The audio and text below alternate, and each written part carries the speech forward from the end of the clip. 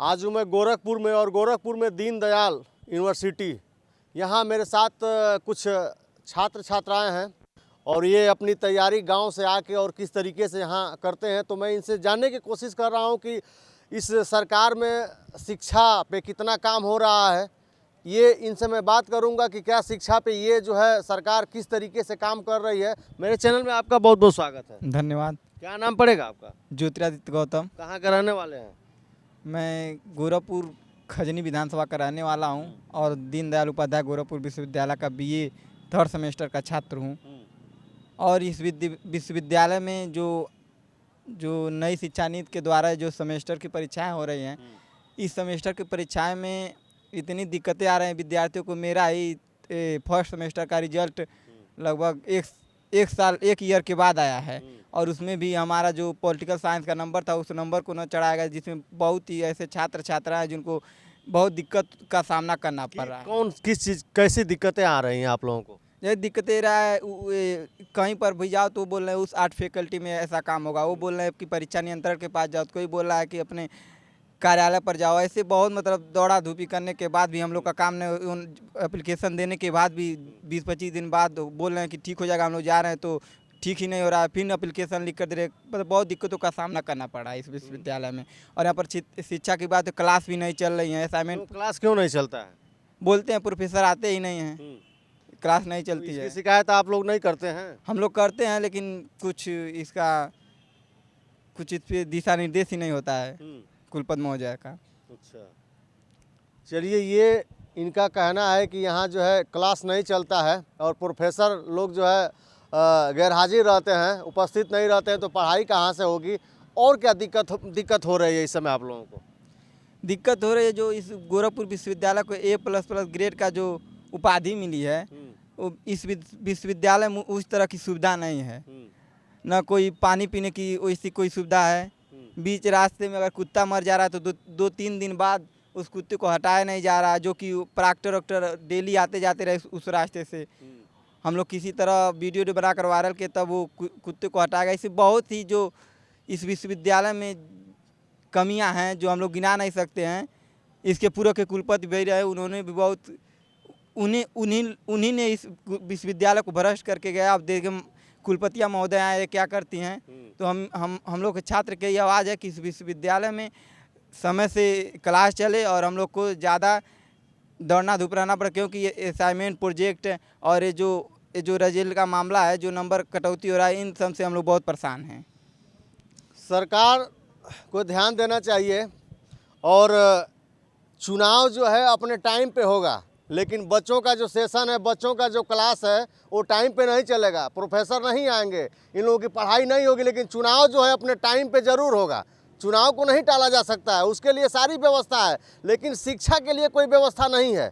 बच्चे जो है पीछे हो रहे हैं और किस तरीके से सेशन इन लोगों का पीछे हो रहा है, पढ़ाई नहीं हो रही है। ये अपना घर छोड़ के और अपने माता पिता को छोड़ के पढ़ाई के लिए निकले हैं और गार्जियन किस तरीके से जो है 2 पैसा 4 पैसा अपना काट के इन लोगों को पढ़ाई के लिए देता है, और इन लोगों की शिकायत है। इसी क्रम में मेरे साथ जो है कुछ बच्चियां हैं, मैं इनसे बात करता हूं कुछ नारी सुरक्षा पे और शिक्षा पे भी। क्या नाम है? ज्योति पासवान। कहाँ की रहने वाली है? यही गोरखपुर की हूँ। अच्छा, यस सर। सबसे पहले आप जो है यहाँ किस चीज़ की तैयारी कर रही हैं? मेरा सर MA फर्स्ट सेमेस्टर है सोशियोलॉजी। क्या है शिक्षा व्यवस्था? सर शिक्षा व्यवस्था कहा जाए तो सही नहीं है। क्यों सही नहीं है, क्या दिक्कत है?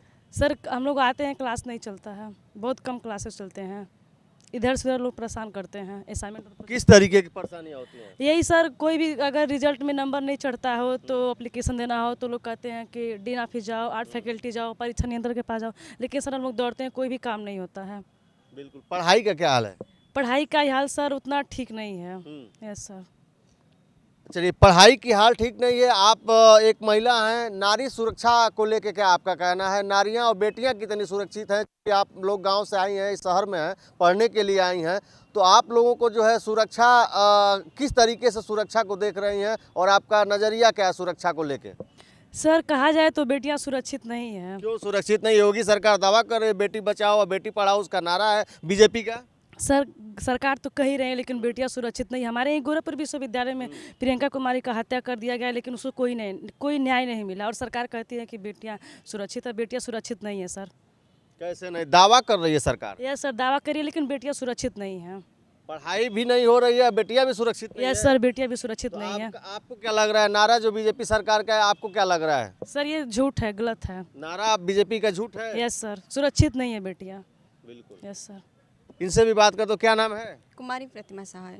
अच्छा, कहाँ तक सुरक्षित हैं? बेटी हैं आप, तो कितनी बेटियां हमारे देश में सुरक्षित है? बीजेपी का नारा है, बीजेपी का दावा है कि बेटी बचाओ बेटी पढ़ाओ। तो आप पहले तो शिक्षा के बारे में बताइए कि आप करती क्या हैं यहाँ आके, गांव से आई हुई हैं, तो क्या करती हैं, कौन सी पढ़ाई करती हैं आप? सर मैं लॉ फाइनल ईयर की छात्रा हूँ लॉ की हैं? जी।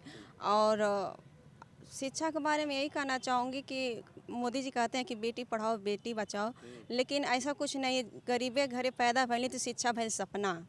और आए दिन में इतना महंगाई है कि कोई कहाँ से पढ़े। गांव एक गरीब परिवार की लड़की कहाँ से पढ़ेगी। मैं एक छात्रावासी लड़की हूँ और इतना इतना फीस लगता है, जबकि दो ही टाइम खाना मिलता है, 2 टाइम चाय मिलता है और फीस ज़्यादा लगता है। इतना दिन से हम लोग प्रोटेस्ट कर रहे हैं कि मतलब नाश्ता दिया जाए, लेकिन आज तक फाइनल ईयर में आ गए, लेकिन आज तक नाश्ता नहीं मिला हम लोगों को। खाना भी सही नहीं मिलता है? खाना क्या मिलता है, वही 2 टाइम खाना 2 टाइम चाय मिलता है और कुछ नहीं मिलता है हम लोगों को। पढ़ाई की क्या व्यवस्था है गोरखपुर यूनिवर्सिटी? महिलाओं को मतलब दौड़ाया जाता है, परेशान किया जाता है? जी परेशान तो 100% किया जाता है। इधर से उधर कोई सुनवाई जल्दी नहीं होती है। कितनी महिलाएं कितनी सुरक्षित है बीजेपी सरकार में? 100% नहीं है जहाँ तक मैं जानती हूँ। कितने % होंगी? आपको क्या लगता है किस तरीके से की सुरक्षा सरकार दे रही है बेटियों को? सुरक्षा मतलब कि रहती है लड़कियों की, तो कहाँ शोषण होता है इतना। आए दिन में मणिपुर में, अयोध्या में महिलाओं के साथ रेप और घटनाएं चलती रहती हैं, तो कहाँ सुरक्षित हैं। लेकिन सरकार तो दावा कर रही है कि हम बेटियों को सुरक्षित रखे हैं, बेटियां सुरक्षित है हमारे सरकार में। वो तो कहते हैं हम हेमराज है, जहाँ बेटियां का शोषण होगा वहाँ पहुँच जाऊंगी, लेकिन कहाँ पहुँच जाते हैं, फिर भी शोषण हो जाता है महिलाओं का। क्यों महिलाओं की सुनवाई नहीं हो रही है? बिल्कुल नहीं। बिल्कुल। ये बेटियों की शिकायत है गोरखपुर यूनिवर्सिटी की, और ये जो है मुख्यमंत्री योगी आदित्यनाथ जी का, ये इसको गृह जनपद कहिए, वो यहाँ से 5 बार सांसद रह चुके हैं, और वो बेटियां उनके जो है गोरखपुर से शिकायत मिल रही है। कम से कम सरकार को ध्यान देना चाहिए बेटियों की सुरक्षा को लेके और पढ़ाई को लेके, और जो है चुनाव के बारे में सरकार ध्यान दे रही है। चुनाव आने वाला है, तो अब कहीं ना कहीं इस पे भी ध्यान देगी, हो सकता है सरकार। मैं दावा नहीं कर सकता हूं, लेकिन अब चुनाव आ रहा है तो तमाम वादे जो बेटियों के लिए और शिक्षा को लेकर और स्वास्थ्य को लेकर दावा शुरू हो जाएगा। आइए मैं बात करता हूँ, एक इसी क्रम में है मेरे साथ। क्या नाम है? मेरा नाम आकाश पासवान है और मैं गोरखपुर विश्वविद्यालय में विधि स्नातक अंतिम वर्ष का संस्थागत छात्र हूँ। पढ़ाई कैसे चल रही है आप लोगों की? मेरी व्यक्तिगत पढ़ाई तो ठीक ठाक चल रही है। विश्वविद्यालय की पढ़ाई लिखाई को ठीक ठाक नहीं कहा जा सकता। क्यों, क्या दिक्कत है? जैसे बहुत विश्वविद्यालय जो है एक समझ लीजिए अनियमितताओं का गढ़ बन चुका है। जैसे इससे पूर्व के जो बच्चे बताए हैं, बहुत सारी परेशानियाँ होती हैं। इस समय विश्वविद्यालय में सबसे प्रमुख जो समस्या है वो रिजल्ट का है। जो आप फर्स्ट सेमेस्टर में बच्चे एग्ज़ाम दिए हैं उनका रिजल्ट आता है, जब वो 5वें सेमेस्टर 4थे सेमेस्टर में चल जाते हैं तब रिजल्ट आता है, और उसमें भी जो बच्चा एग्ज़ाम दिया उसको फेल कर देंगे, जो एग्ज़ाम में प्रेजेंट था उसको एब्सेंट लगा के 0 कर देंगे। ऐसी तमाम समस्याओं का गढ़ बन चुका है। पानी की व्यवस्था नहीं है, महिलाओं की सुरक्षा एकदम यहाँ पर नागवार है, और विश्वविद्यालय कैंपस में अराजक तत्वों का जो प्रवेश है वो पूरी तरीके से खुला हुआ है। आए दिन मारपीट होते रहते हैं, बाहरी अराजक तत्व आके विश्वविद्यालय के माहौल को ख़राब किए रहते हैं। तो ऐसे तमाम समस्याओं का गढ़ बन चुका है गोरखपुर। कमियां कहाँ से है, किसकी कमी है? सबसे पहले विश्वविद्यालय प्रशासन की कमी है। अगर कोई अराजक तत्व तो विश्वविद्यालय में प्रवेश कर रहा है तो गेट से जा रहा है, गेट पे विश्वविद्यालय प्रशासन के लोग हैं। अगर विश्वविद्यालय प्रशासन सही से काम करता है तो कोई अंदर नहीं जाता। दूसरी जो सबसे प्रमुख समस्या है रिजल्ट का। रिजल्ट भाई हम एग्ज़ाम देते हैं, कॉपी जांच करना मेरा काम नहीं है, वो विश्वविद्यालय का काम है। रिजल्ट जारी करना विश्वविद्यालय का काम है। तो विश्वविद्यालय अपने काम कोई सही ढंग से नहीं कर रहा है, जिसका सारा खामियाजा यहाँ के छात्र भुगत रहे हैं। जो गांव से दूर दराज से चल के छात्र आते हैं, 20 किलोमीटर 25 किलोमीटर से चल के आते हैं। मैं खुद ऐसे रूरल जगह से आता हूँ जहाँ आज भी रोडवेज नहीं चलता है। अगर उतने पिछड़े इलाके से चल के हमारे जैसे छात्र गोरखपुर विश्वविद्यालय में। कहाँ से हैं आप? मैं सोनवे ढोलबाजवा का रहने वाला हूँ। जो विधानसभा के लेवल पे देखा जाए तो गोरखपुर ग्रामीण का सबसे पिछड़े इलाकों में मेरा गांव है। यूँ कह लीजिए गोरखपुर में 20 ब्लॉक है, 20 ब्लॉक में खोराबार ब्लॉक के अंतर्गत मेरा घर है। अगर खोराबार ब्लॉक में टॉप 10 बाढ़ प्रभावित गांव का लिस्ट जारी करेंगे तो उसमें मेरा गांव आएगा। हर साल बाढ़ आता है और हम लोग धान का फसल पूरी तरीके से खो देते हैं। इतने पिछड़े इलाके से अगर हमारे जैसे छात्र इस विश्वविद्यालय तक पहुंच रहे हैं तो पहली लड़ाई तो वहीं जीत जाना है। बाकी उनका जो मनोबल तोड़ने में विश्वविद्यालय कहीं से भी पीछे नहीं है, क्योंकि उनको रिजल्ट के टाइम में इतना उनको सब दौड़ाते हैं, जबकि बच्चा पूरी तरह से सही है, फिर भी इतनी अनियमितताएं वो परेशान हो जाते हैं। ऐसे बहुत सारे समस्या विश्वविद्यालय में है। सरकार को लेके क्या कहेंगे आप? सरकार सरकार जो है शिक्षा को लेके कितनी सचेत है, कितनी सुविधाएं दे रही है शिक्षा को लेके? पहली बात तो शिक्षा पे बात वो लोग कर रहे हैं जो खुद अनपढ़ हैं, ठीक। अब बीजेपी जो आई थी इसका मैनिफेस्टो था कि बेटी बचाओ बेटी पढ़ाओ। पहला चीज़ बेटी बचाओ बेटी पढ़ाओ। तो प्रश्न यहाँ राज होता है क्या 2013 से पहले इस देश में बेटियां नहीं पढ़ रही थी? बेटियों का सुरक्षा नहीं था? चलिए आगे बढ़ते हैं। आप आ गए, आपने मैनिफेस्टो में सबसे प्रमुख यही रखा बेटी बचाओ बेटी पढ़ाओ। 2014 के बाद बीजेपी मंचों से, सोशल मीडिया से एक दावा करती है कि उत्तर प्रदेश की बेटियां सबसे सुरक्षित हैं, लेकिन वहीं हम लोग के स्टूडेंट हैं और हम लोग तथ्यों पर बात करते हैं। जब आप एनसीआरबी की रिपोर्ट उठाकर देखेंगे तो यूपी इंडिया में पहले नंबर पे आता है क्राइम के मामले में। अगर यहाँ पर क्राइम को रोका गया होता तो क्राइम जो एनसीआरबी ऑब्वियसली जो क्राइम को दर्ज करती है वो संस्था बताती है कि यूपी में बहुत ज़्यादा क्राइम, सबसे ज़्यादा महिलाओं पर एट्रोसिटी, डिस्क्रिमिनेशन, शोषण सबसे ज़्यादा यूपी में महिलाओं के ऊपर होते हैं। तो उनका तो दावा वो बेबुनियादी है। लेकिन सरकार कह रही है कि बेटियां हमारी सुरक्षित हैं, महिलाएं सुरक्षित हैं और जितने गुंडा माफिया हैं वो यहाँ से प्रदेश छोड़ के भाग गए हैं। पहली बात तो जितने गुंडा माफिया हैं वो हैं प्रदेश नहीं छोड़े हैं, जगह छोड़े हैं, पार्टी छोड़े हैं, संगठन छोड़े, आज वो सभी बीजेपी में हैं। आप उठा के देख लीजिए उत्तर प्रदेश में जितने भी नामित माफिया, गुंडे, बलात्कारी, चोर, उचक्के वो सब बीजेपी में हैं और वहाँ जाके उनको क्लीन चिट मिल गया है कि अब वो सही हैं। दूसरा चीज़ आपने महिला सुरक्षा की बात की तो उस पर आ जाते हैं। जब गोरखपुर विश्वविद्यालय इस जिले का, इस मंडल का सबसे बड़ा शिक्षण संस्था है, यहाँ पर आने के लिए तमाम प्रक्रियाओं का सामना करना पड़ता है। आपको इंट्रेंस एग्जाम देना पड़ेगा, मेरिट आएगा, उसमें सेलेक्ट होना पड़ेगा, तब आप यहाँ आते हैं। और ऐसे जगहों पे भी महिलाओं की हत्या कर दी जाती है। अभी हमारे विश्वविद्यालय में प्रियंका भारती नाम की एक छात्रा थी, उसकी हत्या कर दी गई। चूँकि ये मामला मुख्यमंत्री के गृह जनपद का था, ये मामला पूरे देश में वायरल ना हो जिससे मुख्यमंत्री पर गाज गिरे, इन्होंने इस मामले पर एफआईआर लगवा दिया कि वो लड़की आत्महत्या की थी। जबकि उस घटना के बाद सबसे पहले हम ही उसको देखे थे, क्योंकि उस दिन मैं थर्ड ईयर में था, BA थर्ड ईयर में, और उस दिन मेरा हिंदी का एग्ज़ाम था और BSc का भी एग्ज़ाम था। हम दोनों लोग एक ही फैकल्टी दीक्षा भवन में एग्ज़ाम दे रहे थे। उसके जस्ट बगल में है होम साइंस डिपार्टमेंट जो कि बंद था। लॉकडाउन में विश्वविद्यालय के सारे डिपार्टमेंट बंद हैं और हम लोग का एग्ज़ाम दीक्षा भवन में हो रहा है। प्रियंका भारती की लाश मिलती है होम साइंस डिपार्टमेंट में, जो पूरी तरीके से बंद था। समस्या तो सबसे पहला सवाल यहाँ खड़ा होता है, जब वो डिपार्टमेंट पूरी तरीके से बंद था तो प्रियंका भारती वहाँ गई ही क्यों? पहला प्रश्न। दूसरा प्रश्न, चलिए हम मान लेते हैं जो आप बात कह रहे हैं कि उसने आत्महत्या की। अगर एक लड़की को, चाहे मुझे ही ले लीजिए, अगर मुझे आत्महत्या करना हो तो मैं एग्ज़ाम देने क्यों आऊँगा?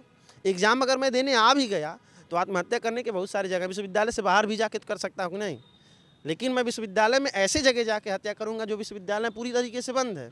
उसको मारा गया था। पहली बात तो उसके साथ ज़बरदस्ती करने की कोशिश की गई थी, उसमें वो लोग नाकाब हुए थे तो उसको मार के उसी पंखे से लटका दिए थे और उस लड़की का डेथ बॉडी जो था ज़मीन से उसका पैर टच कर रहा था। ऐसे कंडीशन में भी गोरखपुर प्रशासन ने क्या किया, एफआईआर लगा दिया कि उसने आत्महत्या किया, जो कि कहीं से भी नहीं, कोई नहीं कह सकता। जो उस मामले का प्रत्यक्षदर्शी होगा वो विश्वास ही नहीं कर सकता है। मैंने कभी नहीं विश्वास कर पाऊँगा कि उसने आत्महत्या किया, उसका मर्डर हुआ था और वो मुख्यमंत्री की शहर की थी, विश्वविद्यालय की थी, इसलिए उसको जस्टिस आज तक नहीं मिला और ना ही कभी मिलेगा। तो जब विश्वविद्यालय में लड़कियां नहीं सुरक्षित हैं तो हम दूर दराज जो हाशिए पे समाज खड़ा है, जो समाज में सबसे मुख्य धारा से कटा हुआ, उस महिला की सुरक्षा की बात हम कैसे कर सकते हैं? आपको क्या लग रहा है, बीजेपी शिक्षा और स्वास्थ्य और इसका दावा है बेटियों पे, तो ये आपको क्या लग रहा है? सुरक्षा की बात तो मैंने विस्तार से किया, आप शिक्षा पे आते हैं। न्यू एजुकेशन पॉलिसी आया ही इसलिए है ताकि इस देश की जो बहुसंख्यक आबादी है, दलित, पिछड़े, आदिवासी को शिक्षा से वंचित किया जाए। ये लोग लाए, CBCS सिस्टम में उसका सबसे वो है। जहाँ पर BA हम लोग BA किए हैं, 172 रुपये मैंने BA एक साल में पढ़ा, यानी 3 साल में तो 70-51 500 कुछ रुपये में मैंने 3 साल में BA किया। ये लोग CBCS सिस्टम में फीस को 400 गुना बढ़ा दिए। आज BA करने के लिए आपको 5 से 6 हज़ार रुपये देने पड़ेंगे एक साल, तब आप करेंगे। उसके बाद उसमें तमाम अनियमितताएँ हैं, पैटर्न को चेंज कर दिया गया। सिलेबस में जो अच्छी अच्छी चीज़ें थी उसको हटा करके काल्पनिक और बेवजह की चीज़ों को पढ़ाया जा रहा है, जिससे उनका शुरू से ही ब्रेन वॉश कर दिया जा रहा है। जो अच्छी चीज़ क्वालिटी एजुकेशन होता है वो यहाँ पे नहीं मिल रहा है सीबीएसई सिस्टम में। और हमारे महापुरुषों ने कहा कि दोहरी शिक्षा नीति आप जानते हैं इंडिया में लागू है। आप अगर सांसद हैं तो आपके लड़के को कुछ और शिक्षा मिलेगी, और हम मजदूर हैं, किसान हैं, तो हमारे बच्चों को दूसरी शिक्षा मिलेगी। दोहरी शिक्षा नीति जब तक इस देश में रहेगी, इस देश का बंटाधार होता रहेगा, कभी कोई आगे नहीं बढ़ सकता। और इसी के खिलाफ हमारे महापुरुषों ने, बिरसा फुले, अम्बेडकर, पेरियार जैसे लोगों ने इसके खिलाफ मुहिम छेड़ा और कहा कि दो बातें है मोटी मोटी, सबको शिक्षा सबको रोटी। राष्ट्रपति हो या चपरासी की संतान, सबको शिक्षा एक समान, सबको शिक्षा सबको काम, वरना होगी नींद हराम। और सबको शिक्षा सबको काम, सबको शिक्षा सबको काम, वरना होगी नींद हराम। और जो सरकार मतलब जो शिक्षा नहीं दे सकती, ऐसी सरकार निकम्मी, और हमें इस सरकार को बदलना है। तो ऐसे ये आंदोलन आज से नहीं, शुरू से हमारे महापुरुषों ने चलाया, और हम लोग भी इसको लेके चल रहे हैं। आपको क्या लगता है दोहरी शिक्षा जो है ख़त्म हो सकती है? अगर ये लोग ख़त्म करना चाहें तो एकदम 100% होगा। उसके लिए करना क्या होगा, जो भी पब्लिक फंडेड सेक्टर है उसको मजबूत करिए। सरकारी जो विद्यालय बनाए गए हैं गांव में, रूरल इलाकों में, उसको सुदृढ़ करिए। वहाँ पर अच्छे अच्छे अध्यापकों की नियुक्ति करिए, वहाँ पर व्यवस्था दीजिए। तो प्राइवेट में कोई पढ़ने क्यों जाएगा? आप ही बताइए, सरकारी स्कूल में जो शिक्षा दी जाती है, कन्वेंट में भी वही दी जाती है, अलग अलग है ना। तो दोहरी शिक्षा नीति हुआ ना। तो अगर हम उस इंस्टीट्यूशन को डेवलप नहीं करेंगे, वहाँ पर क्वालिटी एजुकेशन नहीं देंगे, तो कहाँ से? तब जब तक कि दोहरी शिक्षा नीति रहेगी, इस देश में कभी भी कोई अच्छे न वकील आएंगे, न अच्छे डॉक्टर आएंगे, न अच्छे कोई किसी भी क्षेत्र से कोई अच्छा शिक्षित व्यक्ति निकल के नहीं आएगा। सरकार से क्या मांग करना चाहेंगे आप? सरकार से हम यही मांग करेंगे कि आप जो धार्मिक पाखंड जड़ता को फैला रहे हैं उसको कम करिए, शिक्षा स्वास्थ्य रोजगार को आगे लाइए, क्योंकि शिक्षा स्वास्थ्य रोजगार से ही हमारा सर्व विकास होगा। बिल्कुल बिल्कुल बिल्कुल सही। ये हमारे साथ गोरखपुर विश्वविद्यालय के बच्चे थे और लॉ के छात्र थे, और तमाम जो है यहाँ शिक्षा अपना जो है ग्रहण कर रहे हैं। इनकी ये शिक्षा और बेटी बचाओ बेटी पढ़ाओ पर राय थी। आपकी क्या राय है? आप जो है कमेंट बॉक्स में अपनी प्रतिक्रिया जरूर दर्ज करें। बहुत बहुत धन्यवाद। नमस्कार।